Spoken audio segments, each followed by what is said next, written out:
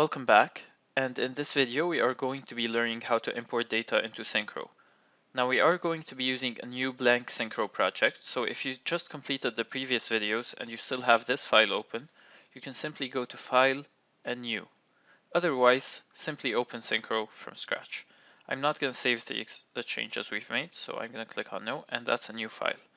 Now before importing, we could just go to File and point the cursor at import and just explore the options we have.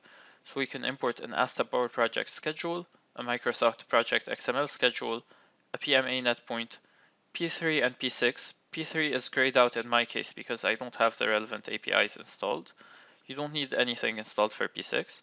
Saffron Project, IFC and 3D and SYNCHRO Project, and Microsoft Excel and ProjectWise. Now IFC and SYNCHRO Project are separated from 3D because although they are 3D models, they do include other information that is not 3D. For example, IFC may contain tasks and resource information, as well as SYNCHRO project data. So we're going to talk about that more over the course. For now, let's just check the options for 3D. If you go to 3D, you can click on the cursor here and see all of the files that you are able to import into SYNCHRO. Now you will notice there are no RVT or NWF or NWD files because although you can export from Autodesk DWG and XF and FBX, it's preferable for these types of software to use our plugins which will export in SPX files. So we've seen that SYNCHRO files are .sp files. .spx files are SYNCHRO project exports which are used to be imported into your master SYNCHRO file. In this case, we're simply going to start by importing a schedule. So we go to File, Import, and if you're using the tutorial files that are automatically installed on your machine, as of now at the time of recording this video, they only include Microsoft Project XML. So you can go to click on that and then SYNCHRO Pro Training and then Schedule and then use that. Now we've recently added the P6 version. So if you downloaded the file from the training course, you will have that too. So to do that, you go to File, Import P6. Since P6 is more common, I'm going to be using that, but they act the same as far as it goes to importing a schedule. So we can either import a database or a file. A database, you'd have to install the API. A file is much easier. That would be an XML. So we'll do that.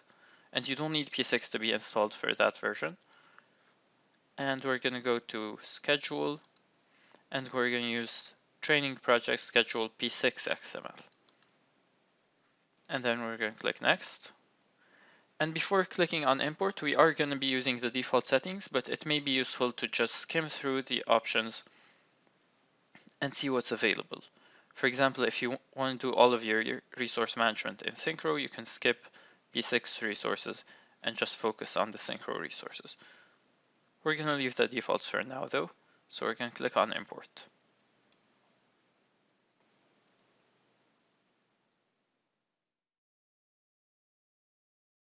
And then click on Finish.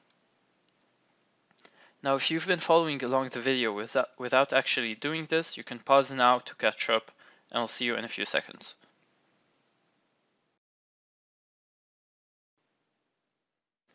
Welcome back.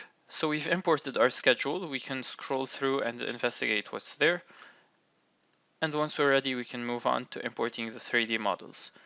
Now in this specific training, we're going to be importing 3D models, although like we mentioned earlier, if you're importing from Revit or Navisworks or MicroStation, you can use the plugins, and that would be File Import SYNCHRO Project.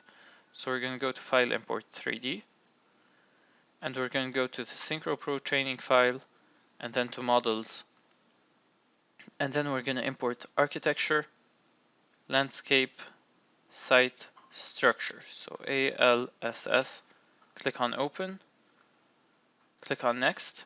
We are going to use the default options, but it may be a good idea to check what are the options. So you can ignore hidden objects, you can ignore wireframe objects, you can load the 3D objects into the memory. We'll talk about that in a second. And you can limit the tree. We'll also talk about that. But for now, let's use the default and click on Import.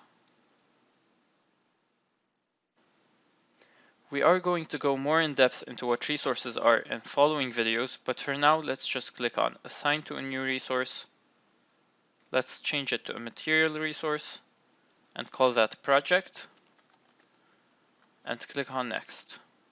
And then we're going to choose the bottommost option, and again we are going to be explaining all of that in a later video.